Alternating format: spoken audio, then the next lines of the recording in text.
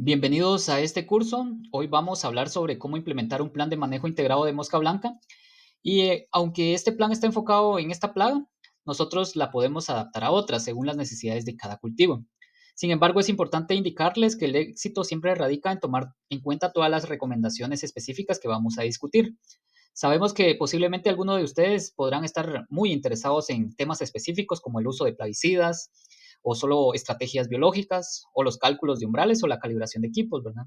Sin embargo, les quiero recomendar que vean el curso completo para comprender mejor cada uno de los temas y luego puedan lograr una integración efectiva de todas las herramientas disponibles.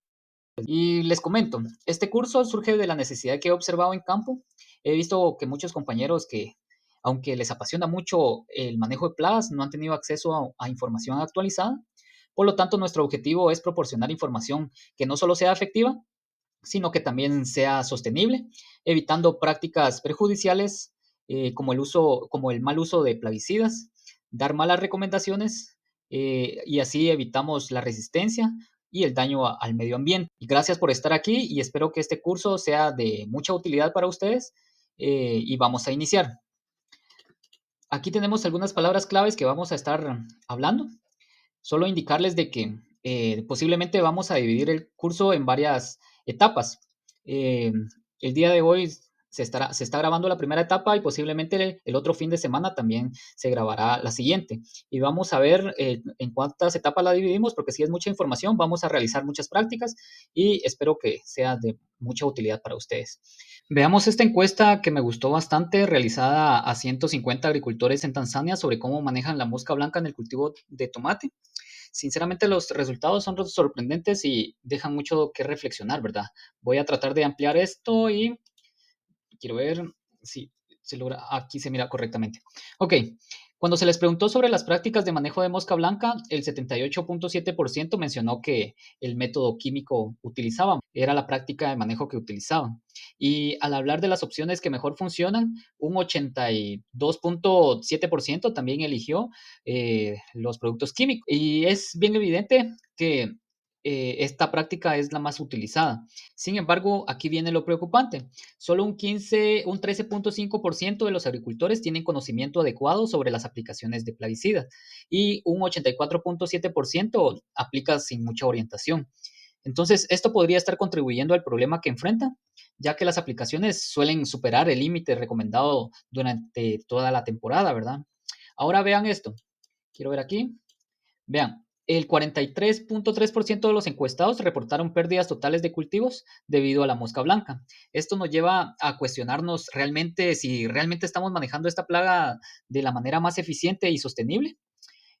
Pues estas preguntas las vamos a resolver durante el transcurso del curso y otras preguntas que hacen los agricultores en campo sobre qué plaguicida aplicar, la dosis que debo de considerar. Y hay otras preguntas bien interesantes en el campo que muchas veces los agricultores se hacen o le hacen a uno cuando llegan y les preguntan, ¿verdad? ¿Por qué mi plaguicida no funciona? Si yo le estoy aplicando, pero no veo resultados. Eh, bueno, entonces en el transcurso de este curso vamos a ir viendo poco a poco cómo realizar una buena práctica de manejo, ¿verdad? Veamos aquí cuáles son las plagas más problemáticas o más importantes que uno se encuentra en la agricultura. Veamos, están los apis o los pulgones, los trips, las arañas, las moscas blancas, el fungus gnat y otras que se pueden considerar también importantes. Sin embargo, también hay otras incluidas, pero vamos a estar hablando en esta en particular, que es la mosca blanca. Vamos a trabajar estos temas fundamentales como la delimitación del área, identificación de la plaga, recopilación de datos, monitoreo, análisis de datos, umbrales de acción, métodos de control, calibración de equipos y evaluación de aplicaciones. Todo esto lo vamos a abordar bajo el enfoque de manejo integrado de plagas. Esto se llama el MIP.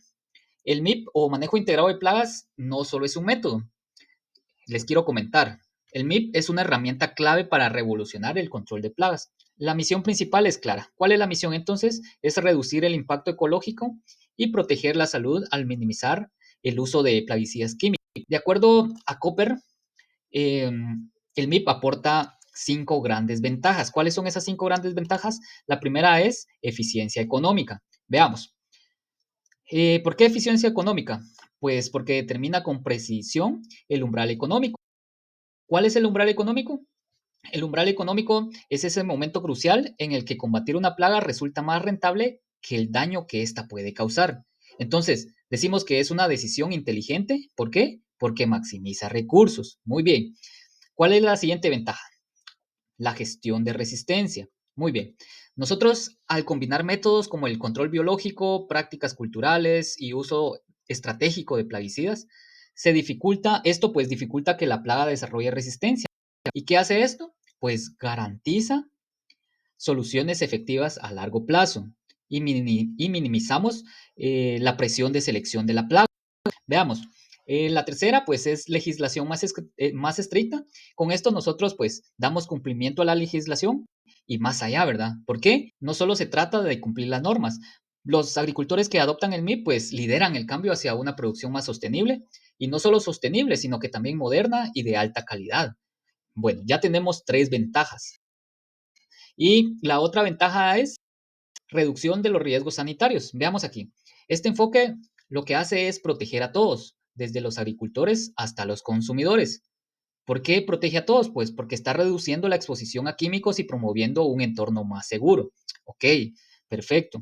La siguiente ventaja es salud del suelo o control de plagas mediante el fomento de desarrollo del cultivo y salud del suelo, ¿verdad? Entonces nosotros decimos que más que controlar plagas, el MIP fomenta un entorno propio, ¿verdad? Para crear el crecimiento del cultivo y la habitabilidad del suelo. Por lo tanto, nosotros concluimos en algo. ¿Cuál es la conclusión que sacamos de estas 5 ventajas?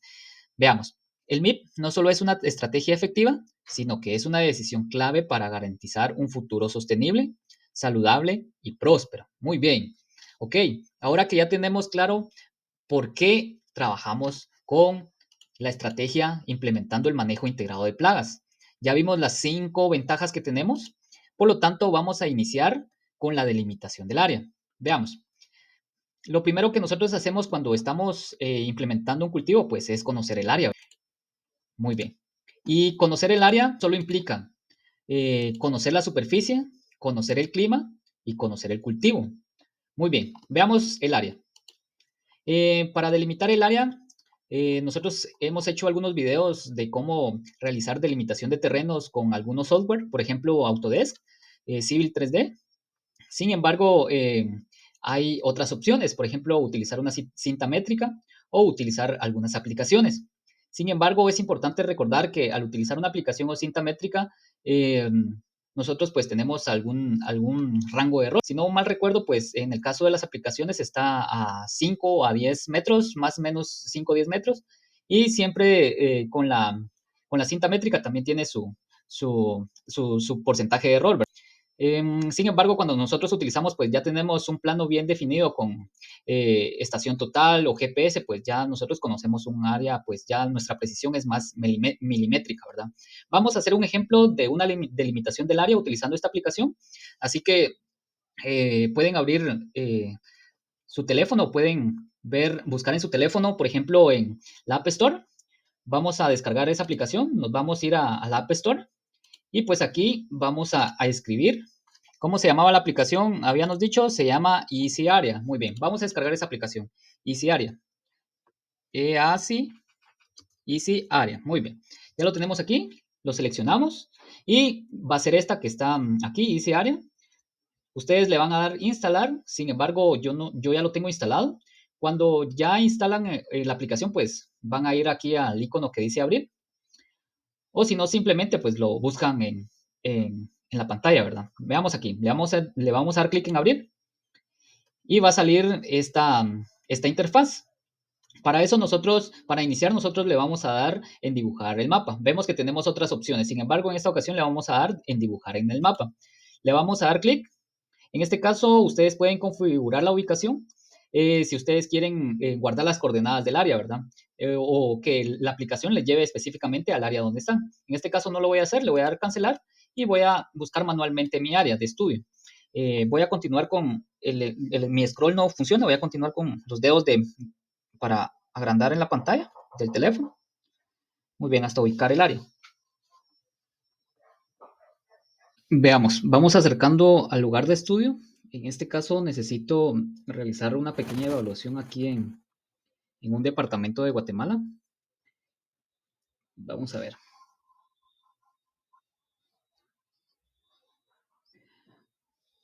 Ustedes lo pueden hacer con estos botones de acá.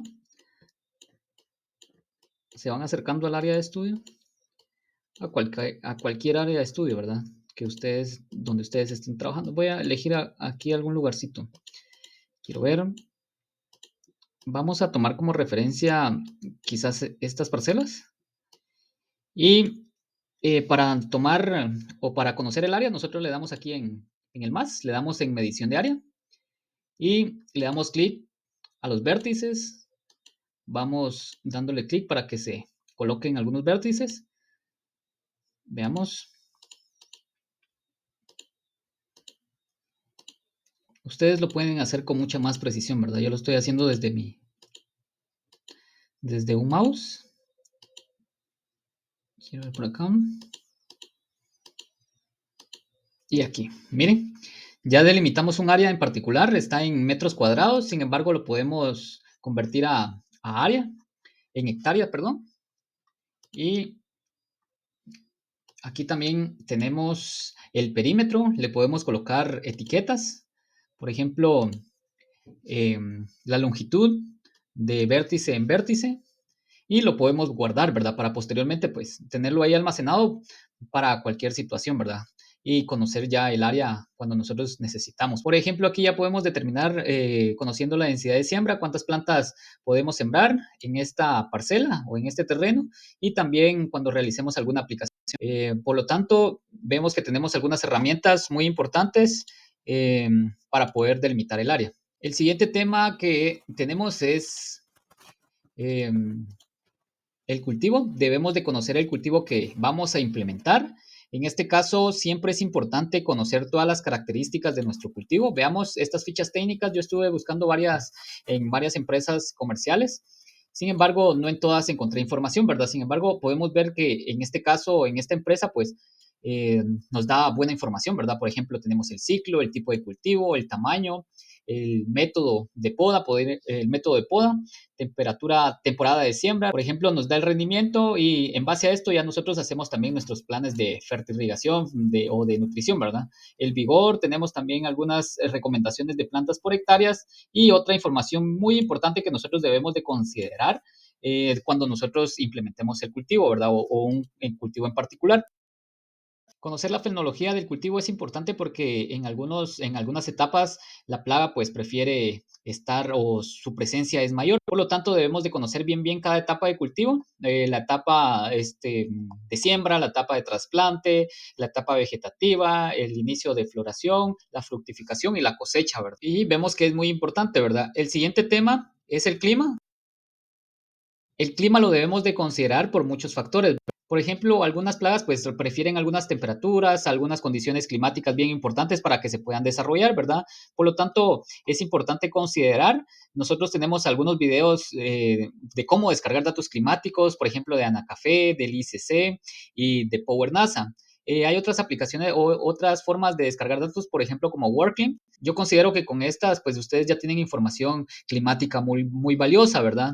En ocasiones, pues contamos con algunas estaciones meteorológicas que contienen algunos sensores, ¿verdad? Y es importante conocer cada uno de estos sensores y las variables que podemos medir. Por ejemplo, aquí tenemos el pluviómetro, el termohidrómetro, el anemómetro, la veleta, el piranómetro y el humetómetro. Cada una de estas, pues, nos da información muy valiosa que nosotros podemos considerar. En el caso de ICC, pues nos da información en base a estaciones meteorológicas, al igual que Anacafé. Sin embargo, Power NASA y Workling, pues nos da información de modelos de, de teledetección, ¿verdad? O modelos raster, y en base a eso obtenemos nosotros información climática. Sin embargo, también hay aplicaciones donde nosotros podemos ver las condiciones climáticas o también existen estos instrumentos de bolsillo, le llamo yo, o portátiles, que son data loggers, que nos dan algunas variables climáticas básicas, ¿verdad? Por ejemplo, la temperatura, la humedad, y nosotros podemos ir midiendo, que es muy importante tomar en cuenta el clima. Recuérdense, porque más adelante pues vamos a hacer algunos análisis bien importantes. Ustedes pueden ir al video de Power NASA, ir a descargar datos climáticos y más adelante vamos a realizar algunos análisis. El siguiente tema es sobre la identificación de plagas o la identificación de la plaga, ¿verdad? ¿Cómo nosotros identificamos a un organismo? Muy bien, en este caso, un organismo plaga, ¿verdad? Este tema es muy fundamental porque si nosotros conocemos la plaga, qué especie tenemos, podemos actuar o implementar las estrategias adecuadas para ese organismo, ¿verdad?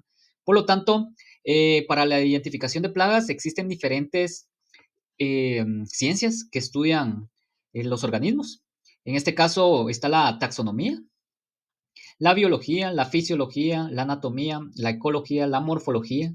Sin embargo, estas ciencias han quedado un poco, son limitantes. ¿Por qué? Porque anteriormente, pues, solo se han basado en el método visual, ¿verdad? En la identificación del método visual. Sin embargo, en los últimos años se ha generado un método que, pues, tiene mayor precisión para su identificación, para que nosotros logremos identificar adecuadamente una especie, que es por medio de PCR. En este caso, pues ya se incluye estas ciencias también, sino que también ya incluye la genética, la biología molecular, la taxonomía integrativa, y vamos a ver por qué la taxonomía integrativa y no la taxonomía convencional. Iniciamos entonces. Antes de eso, quiero comentarles de que la mosca blanca pues es una de las 100 especies más invasivas a nivel mundial. Esto de acuerdo a la base de datos mundial de especies invasoras. Hace como 3 meses creo que, o 4 meses creo que estaba leyendo sobre esto. Sin embargo, estaba en la categoría o en el rango número 10, ¿verdad? Pero hace como 2 semanas más o menos estaba revisando y está ahora como en el, si no mal recuerdo, está en el número 15, pero sin embargo sigue siendo una de las 100 especies más invasivas a nivel mundial y por eso su importancia, ¿verdad? Veamos, en el caso de la taxonomía, pues esta es la taxonomía de Linneo, donde se identifica pues de acuerdo a diferentes rangos, desde reino, subreino, filum y especie hasta llegar a especie, ¿verdad? Y vemos que aquí tenemos la taxonomía convencional de la mosca blanca Bemisia tabaci. Aquí ya vemos algo bien interesante, que tenemos dos especies distintas que afectan a nuestros cultivos. Sin embargo, más adelante vamos a ir viendo que esto se vuelve más complejo. Si nosotros buscamos en NSBI, que es el Centro Nacional de Información Biotecnológica, y colocamos el nombre de Bemisia tabaci, nos va a aparecer esta información. Y además va a aparecer su taxonomía, como vimos anteriormente. Este es una buena fuente para buscar información. Y siempre les voy a estar dando páginas para que ustedes busquen información y cualquier otro tipo de recurso para que ustedes pues ya armen un buen plan de manejo con las consideraciones que vamos a tomar, ¿verdad? Veamos. Tomando en cuenta la consideración anterior, vimos que Bemisia tabaci y Tealebrodes pues, tienen diferentes interacciones con diferentes especies. Si nosotros vemos esta base de datos, ahora se las voy a colocar. Está aquí. Aquí la tenemos. Esta base de datos pues, nos ayuda para poder determinar las interacciones que Bemisia tabaci tiene con distintos taxones, ¿verdad? Por ejemplo, vemos que veamos, yo solo coloqué Bemisia aquí, pero podemos colocar Bemisia tabaci. Así ya nos sale qué interacciones tiene específicamente esta especie. Y ustedes pueden ir jugando ahí o revisando esta página, bien importante. Existen diferentes literaturas que nos indican una cierta cantidad de especies que Bemisia tabaci tiene. Sin embargo, veamos aquí. Bemisia tabaci, pues, se alimenta de este tipo de plagas, de este tipo de plantas, por ejemplo, plantas de la familia Solanáceas, también de las cucurbitáceas, y vemos claramente que tiene una gran interacción con diferentes especies, y por eso es su importancia, ¿verdad? Es una plaga considerada polífaga. Veamos. Aquí pueden ir ustedes revisando, la página se llama, aquí está el nombre, pueden ir a buscarla en internet para que ustedes puedan ir a revisar con más detalle. Pero esto es lo impresionante, como les comentaba, pues que tiene distintas interacciones con diferentes especies, organismos, que pues esto hace que la plaga pues esté propagada en todo el mundo. Con la siguiente presentación. Aquí tenemos un ejemplo. Por ejemplo, Bemisia tabaci es hospedero del tomate, Solanum lycopersicum, y interactúa con el tomate, se alimenta del tomate, es parasitoide del tomate, es parásito del tomate y así sucesivamente, ¿verdad? Por lo tanto, vemos que sí, Bemisia tabaci tiene una gran relación con el cultivo de las solanáceas que vimos aquí. Sin embargo, más adelante vamos a ver eh, que hay más especies de Bemisia tabaci, o no le vamos a llamar especies, le vamos a colocar otro nombre.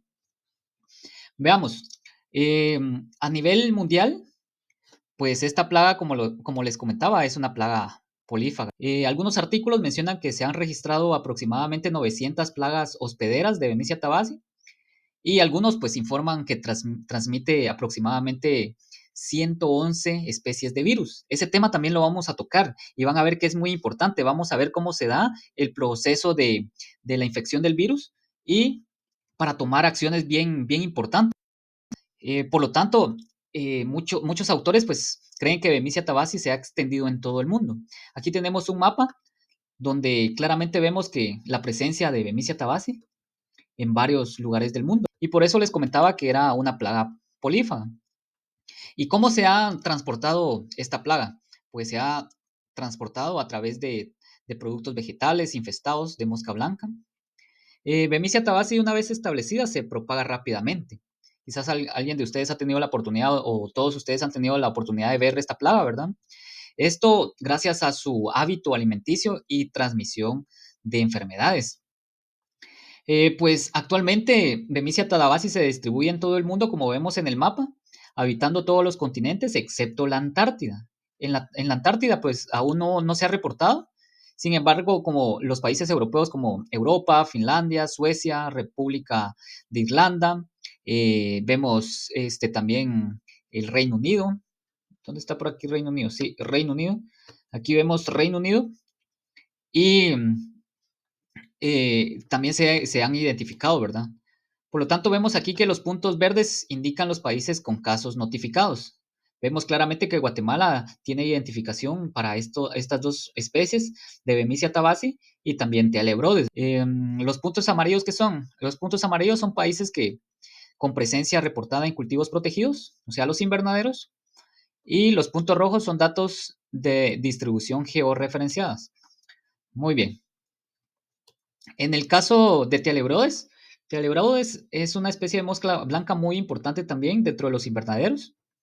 Esta se originó en América tropical o subtropical. Algunos autores mencionan pues que es de Brasil y otros mencionan que es de México. Sin embargo, actualmente se ha convertido en una plaga global también, que igual que Bemisia tabaci, ¿verdad? Se ha reportado pues que tiene una distribución en aproximadamente más de 50 países. Y es una plaga pues enfocada en cultivos ornamentales y hortícolas. Veamos aquí viene lo interesante y vamos a ir subiendo de nivel poco a poco. Aquí tenemos algunos artículos bien importantes que ustedes pueden leer de lo que vamos a hablar ahora. Veamos. Existen diferentes tipos de métodos de identificación. A lo largo del tiempo pues se han hecho muchos esfuerzos para poder lograr identificar de una manera más precisa esta plaga. Veamos aquí. Vemos que esta es la plaga de Bemisia tabaci y todas las pústulas, ¿verdad? Que tiene. En este caso, pues, utilizaron algún tipo de Machine Learning. Aquí en este caso, pues, utilizaron una técnica llamada Machine Learning, que lo que hacen es entrenar a la computadora, ¿verdad? Con un montón de cantidad de fotografías. Y posteriormente, cuando la máquina ya está entrenada, cuando ya tienen el programa bien entrenado para poder identificar estas plagas, pues ya solo se toma una fotografía o con un teléfono y vemos aquí que se logra identificar precisamente con un alto porcentaje eh, los huevos en particular, ¿verdad? Muchas veces esto nos cuesta a nosotros identificar en campo, sin embargo, es importante que conozcamos los métodos. Otros métodos de identificación es el método comúnmente conocido como el visual, que se utiliza frecuentemente en campo. Este método puede ser útil cuando ya tenemos bien identificada nuestra plaga o para el monitoreo rutinario, pero no es completamente confiable. ¿Por qué no es completamente confiable? No es confiable por las limitaciones que tiene, ¿verdad? Para distinguir especies con características morfológicamente similares. Muy bien, aquí vamos entrando un poco, subiendo un poco de nivel.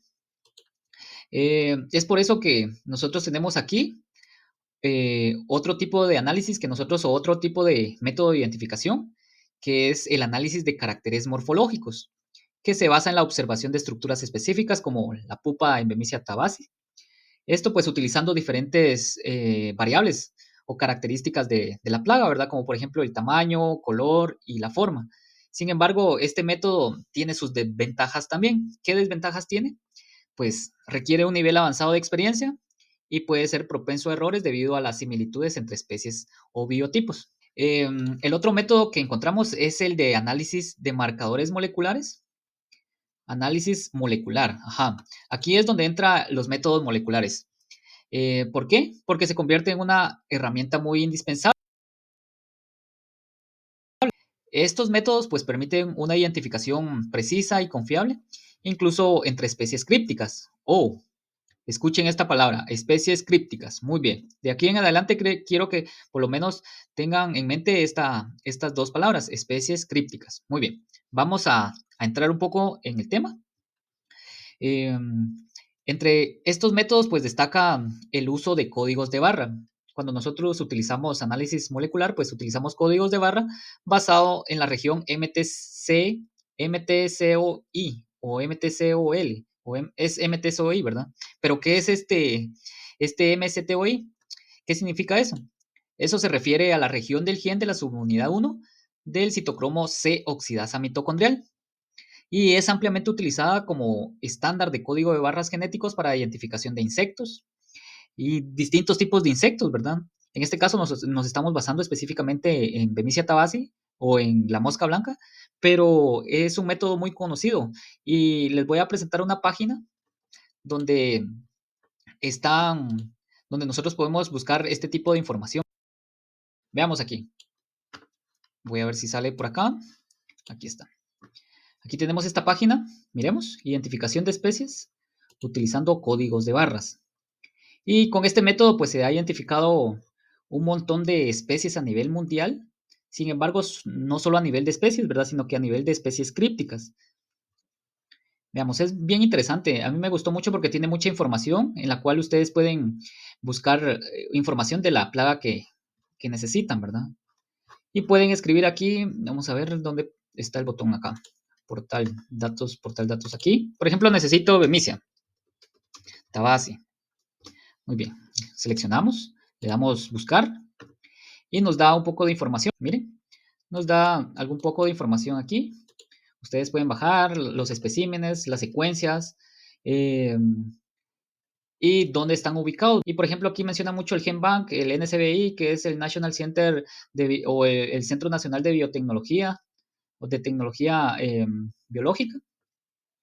Y tenemos varias fuentes o varias fuentes de base de datos que contienen esta información, ¿verdad?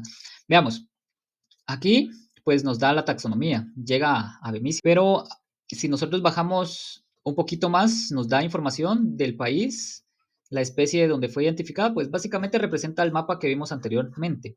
Ustedes pueden ir pues analizando estos tipos de portales que les estoy compartiendo para que puedan pues ya mejorar su comprensión o ir comprendiendo un poco mejor y conociendo a estas especies crípticas que habíamos comentado. Muy bien.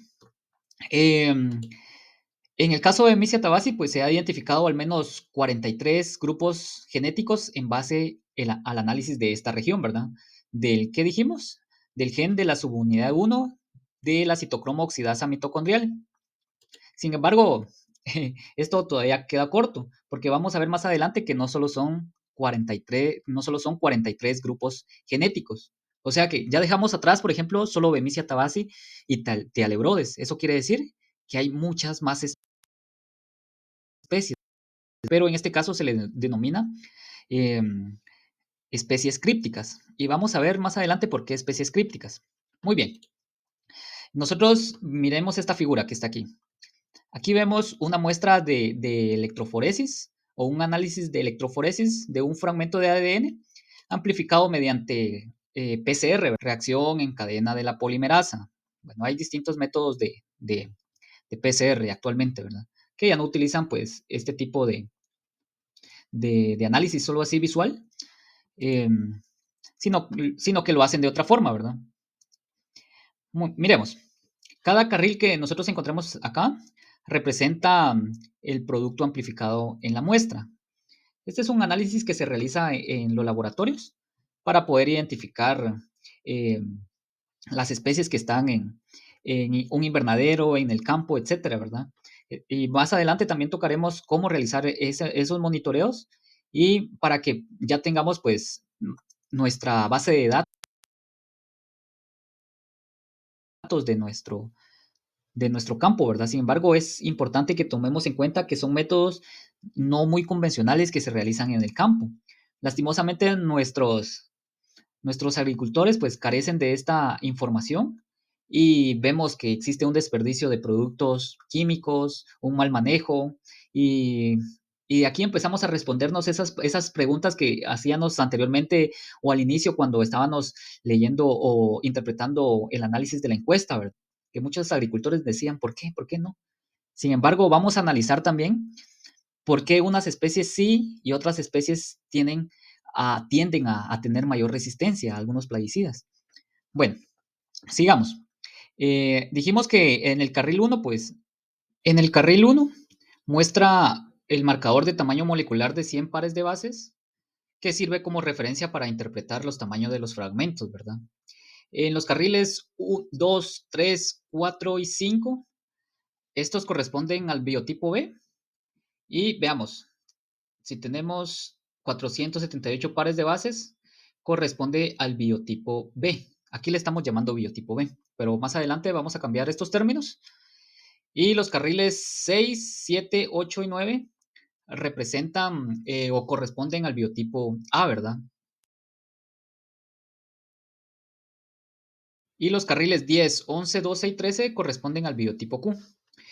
Bueno, ¿qué nos demuestra esto? Pues esto demuestra cómo los marcadores moleculares y los cebadores diseñados específicamente pueden determinar con precisión, ¿verdad? Algunos biotipos. En este tipo, el biotipo Q, el biotipo B, el biotipo A, que es el New Work. Esto pues sería imposible utilizando únicamente los métodos visuales. Aunque como les comenté anteriormente, si las personas pues tienen ya experiencia en el análisis de caracteres morfológicos, pues sí lo logran identificar. Pero como vimos, pues no solo existen estas dos especies o estos dos biotipos que ahora le estamos llamando. Existen más especies criptas, ¿verdad? Con este enfoque que nosotros estamos detallando ahorita, se logra no solo una identificación más precisa, sino que también un entendimiento más profundo de la diversidad genética y la distribución global de esta plaga agrícola. Veamos, vimos tres biotipos en particulares. Aquí tenemos algunos detalles. Por ejemplo, los detalles de los primers, las secuencias utilizadas, las condiciones de PCR y el tamaño del producto, ¿verdad? En pares de bases. Veamos. Eh, Aquí tenemos los primers utilizados. Aquí inicia el PCR, pues tiene algunas condiciones específicas para que se pueda realizar. Eh, la desnaturalización inicia con la desnaturalización a 94 grados centígrados por 5 minutos y nuevamente desnaturalización a 94 grados por 45 segundos y así sucesivamente, ¿verdad? Se da la amplificación y hasta poder obtener ya la cantidad de producto que se necesita para poder identificar eh, o para realizar un análisis bien preciso, ¿verdad? En el laboratorio. Aquí están algunos de los primers más usados para la identificación molecular de Bemisia tabaci. En el caso de MED-AMED1, veamos, aquí tenemos otros nombres, ya no le llamamos biotipo Q, biotipo B o biotipo A. Aquí pues ya estamos iniciando con otros nombres. Veamos, aquí están las secuencias que se utilizan, el tamaño de la amplificación, la región genómica y algunas referencias, ¿verdad? Al igual que Tealebrodes, siempre se utiliza el mismo método. Veamos. Y pues bueno, vamos a ver lo siguiente. Aquí tenemos algunos nombres actuales e históricos de Bemisia tabaci. y los nombres parciales del grupo filogenético del gen mitocondrial. Veamos, vamos a interpretar esto más tardecito. Aquí tenemos un proceso de cómo se realiza pues, el análisis de secuencias genómicas utilizando pues, este gen, así como realizaron esta identificación. Esto se hace en laboratorios. Y, y aquí está lo importante. Veamos aquí. Tenemos moscas blancas similares, sin embargo, son distintas. Veamos, son distintas, se parecen. Visualmente visualizamos que posiblemente esta sí la encontramos como que distinta a las demás, pero veamos, las demás son distintas. Y esto vamos a estar analizando con mayor detalle en la siguiente clase.